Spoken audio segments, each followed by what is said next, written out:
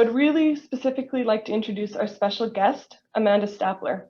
She's here to speak about her experience with her child, Michael. Throughout this entire project, we've been hearing from families to ensure that we are providing tools that really make a difference. To start every meeting, we always invite a family to speak about their experiences, share their successes and challenges so that we know where we can improve. These stories help to ground us and remember why we are all here. We are incredibly privileged to have Amanda join us today. She's currently living in the Medicine Hat area, but her child Michael was born in Edmonton, so their healthcare experience has spanned the entire province.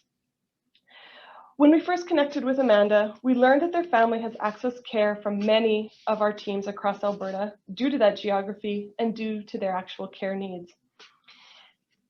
And there's a good chance that many of you actually know Amanda and Michael. We share the story from a perspective of quality of improvement, knowing that there are examples of falling through the cracks, but that all helps us to increase our desire to help to change the system.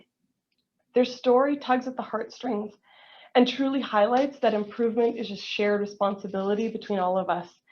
And no one healthcare provider can share that weight alone, but together we can all make a difference. With that, I turn the mic over to you, Amanda. Thanks for joining us. Thank you. Thank you for including me in today's session. I am so privileged to be Michael's mom, and I'm really excited to share his journey with all of you. Michael's feeding journey started before we met him. Michael was born at 38 weeks and 4 days in May of 2018 at the Royal Elks in Edmonton. His diagnosis is including failure to thrive, epilepsy, cerebral palsy.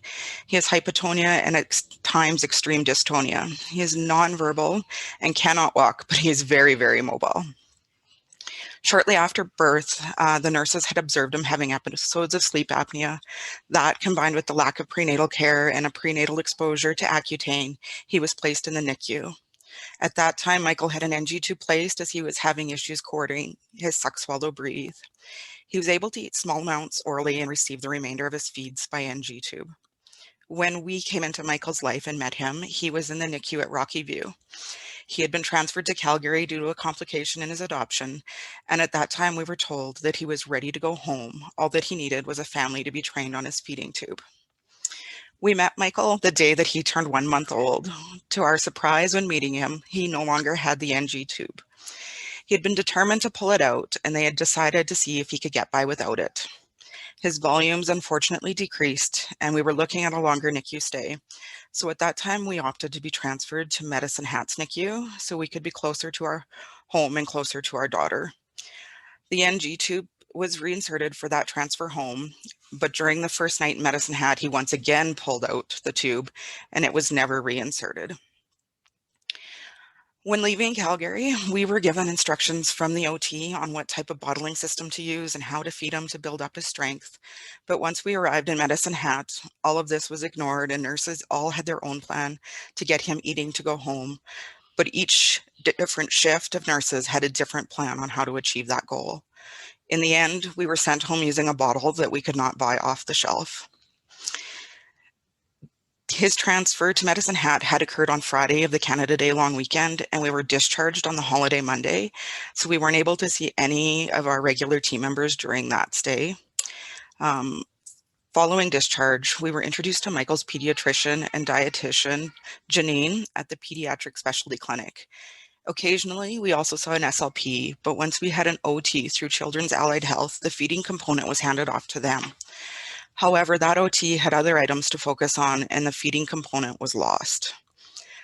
Over the next few months, we worked to get Michael to consume enough, and slowly he made progress to the point of trying purees at 8 months of age. We had it in our minds that if we could get to solids, we could fortify his diet and move past his feeding issues. However, shortly after that, his seizures became more frequent and all progress was lost. He continued to accept a bottle only, but his feeds were taking up to an hour and he was eating every 3 hours.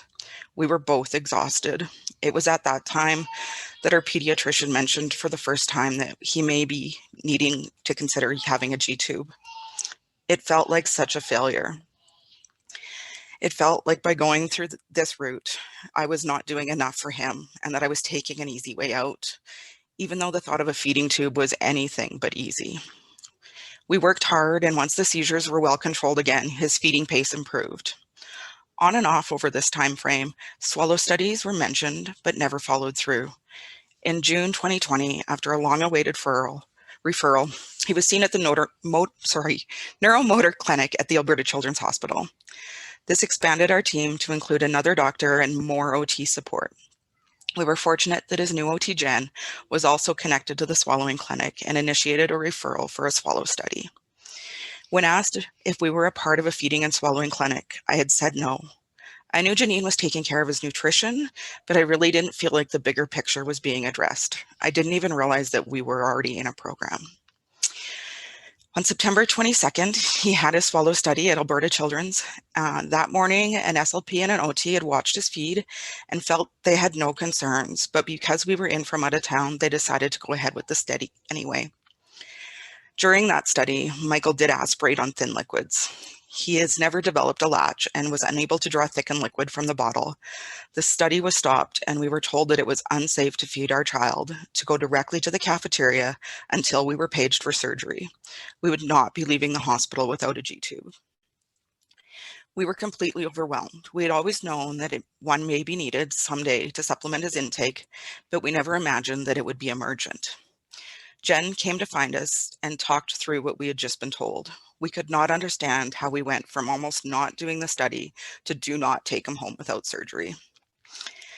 After a couple hours, it became apparent that emergent surgery was not going to be able to be coordinated for that day. We were sent home with the impression that we would hear within a week and surgery would be shortly after. We got home and we waited and waited. Jen was amazing. She served as that central person for me to direct questions to, but weeks passed and we had heard nothing. I was worried at every feeding that this would be the time that he would aspirate and develop pneumonia. I finally started cold calling departments to find out when his appointment would be. I was able to track down the surgeon that had received the referral, only to be told the appointment was going to be for a consult, not for surgery. The 10 weeks between the swallow study and the consult with the surgeon were the longest that I think I've ever gone through. During the consult, the surgeon had anticipated a January OR date, but when following up with his booking clerk, I was informed it would be 12 additional weeks. To be told, don't take your child home, he's not safe to feed orally, to a 22-week for surgery seemed unimaginable. We were very thankful to get in on a last-minute cancellation, and Michael had his G-tube placed on December 17th. I had told the surgeon I would be happy to be there Christmas Day if it was an option, and I'm afraid he thought I may be serious. I found training from Hent to be incredibly stressful. The day of the surgery, the OR was behind, and when the Hent nurse came in to start training in day surgery, it was very difficult. Due to the stress of the day and trying to keep Michael calm, I was not able to actively listen and learn everything that I needed to take my child home safely. I also found instructions were not always given in a way that was clear to understand. It also wasn't until after surgery that we found out about the equipment or the lack of equipment that we would be going home with.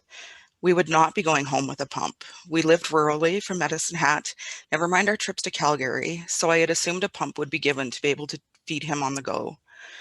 We were given no direction that we should be looking for IV poles or hooks for around the house to give gravity feeds.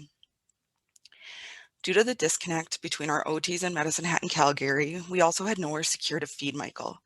Once we were aware of his aspiration, Medicine Hat had stated that they had a loaner feeder seat Michael could use, but the harness wasn't supportive enough, and it was fitted with a transfer belt to apply the deep pressure that he requires.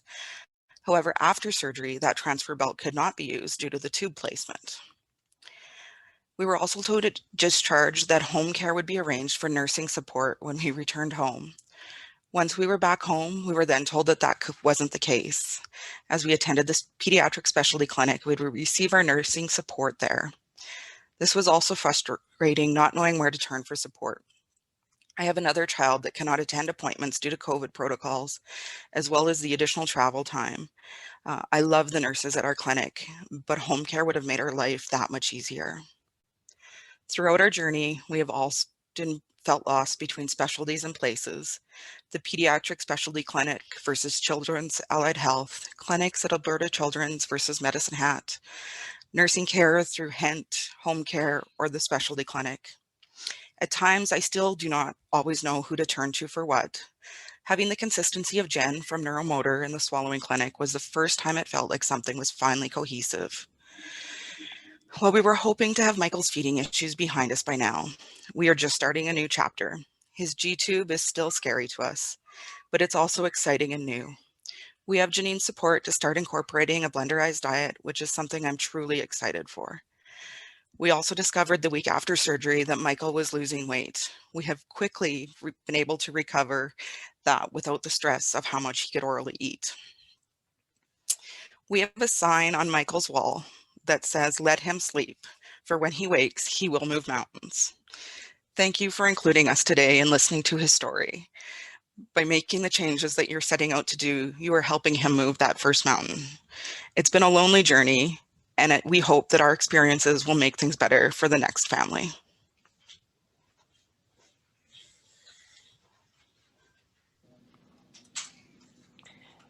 Thanks so much, Amanda. We really appreciate your courage and your bravery to share your story with us today.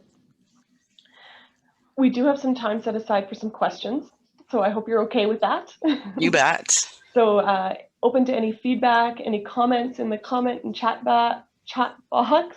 Lots of really positive things that are starting to show, thank you, Amanda, thank you for sharing. But I would also like anybody to feel free to unmute and ask any questions or thank Amanda directly.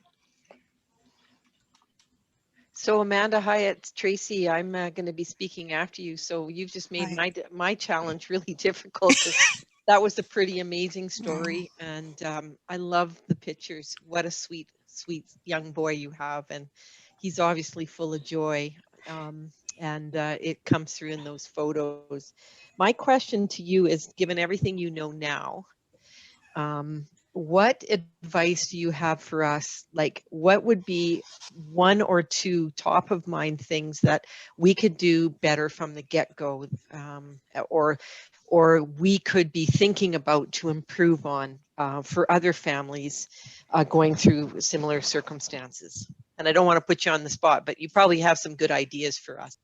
The biggest one for us would have been the option to have a team lead, somebody when I didn't know who to be going to for what, whether that was part of his swallowing journey or just his overall care, a team lead to be that one person that I could go to that could help direct me in the one position or one place that I needed to for that issue would have been a huge, huge help.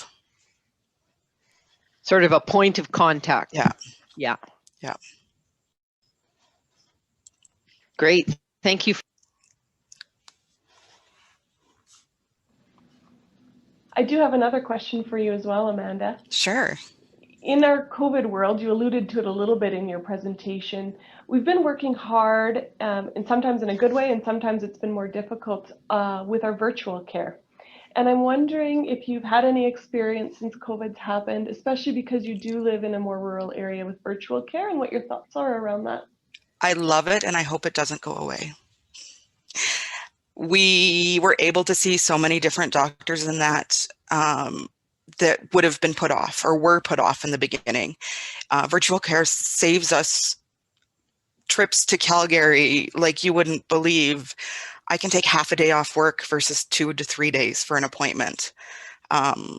It's been amazing, and it's helpful with trying to find childcare for siblings. It's been a big thing that's helped a lot. Thank you.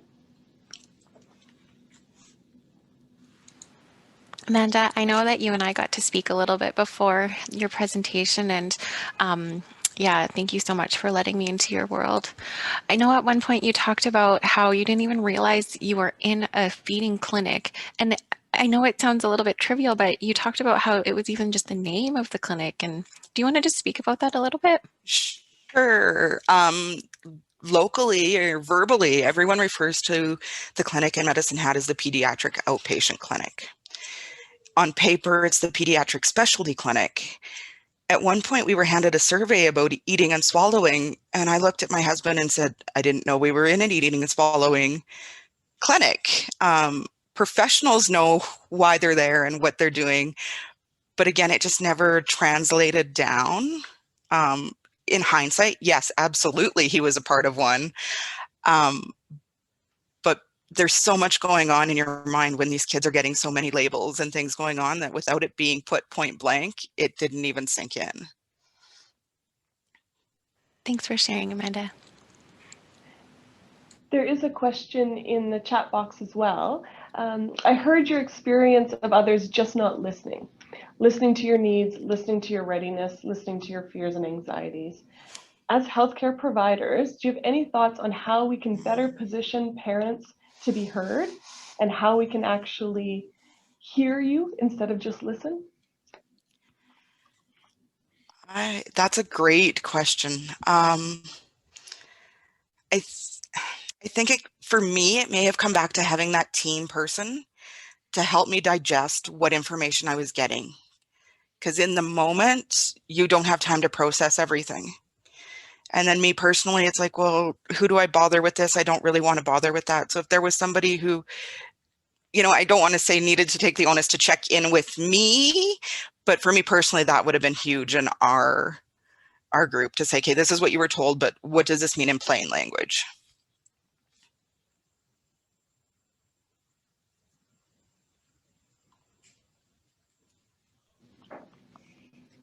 All right. Thank you. Hi, Amanda. I had a quick question for you. Mm-hmm. I love how you mentioned like a team lead or a navigator. I think that's so essential. I'm wondering if you feel that this person would be better suited in a community role or in acute care role or connected with a clinic, like in your mind with all your healthcare interactions. Where do you feel this person would be best suited? Definitely, I think if it was only within the eating and swallowing world, it would have helped us. But overall, it really, if it was community-based, that I have one person that takes the tidbits from all the specialists and helps us see that big picture. Because when we see this doctor, it's only about this, what he takes care of. The pediatrician is only dealing with the immediate issue basically at that visit. Janine was only dealing with the nutrition part for us, and it was hard for me to know how that fits together. So it would be great if it was more of a community-based hub for everybody to connect to, not just one specialty. Mm-hmm. Thank you. Thanks so much, Amanda. I'm sure that there's a few people who may be reaching out to you in the next little while for pieces of advice and tidbits. I know it looks like Mary's already asked you if she can in the chat box there. So absolutely, feel free to pass my contact information on to anyone. I know Michael's history with the Accutane exposure is also unique. And so even if anybody has questions about that don't necessarily fall into the eating, swallowing, feeding part of things, I'm happy to be a contact for those sorts of questions as well. Thank you so much. I know I've said it already, but I can't say enough how much we appreciate your feedback and your honesty and your willingness to help us improve. We wish you and Michael and your family all the best as you kind of continue on this journey and make the next steps. Thank you. Thanks for including me.